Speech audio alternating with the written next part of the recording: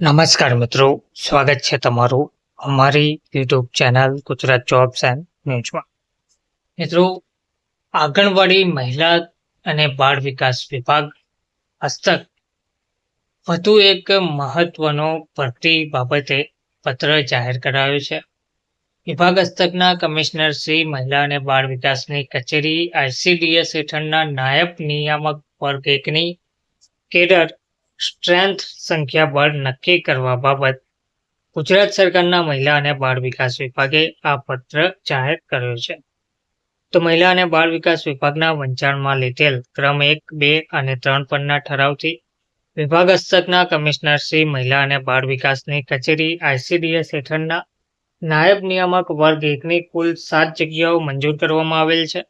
તેથી નાયબ નિયામક વર્ગ 1ની જગ્યાઓની સમીક્ષા કરી કેડર સ્ટ્રેન્થ સંખ્યાબળ અદ્યતન કરવાની બાબત સરકારશ્રીની વિચારણા હેઠળ હતી.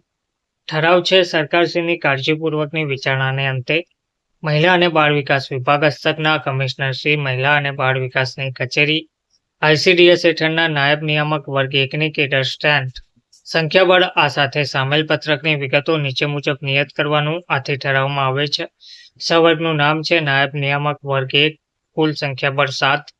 આ ઠરાવ વિભાગના સમાન ક્રમાંકની ફાઇલ પર સામાન્ય વહીવટ વિભાગની તારીખ 2/8/2025ની નોંધ પર મળેલ મંજૂરી અન્વયે બહાર પાડવામાં આવેલ છે, જેની ઉમેદવારોએ નોંધ લેવા વિનંતી છે.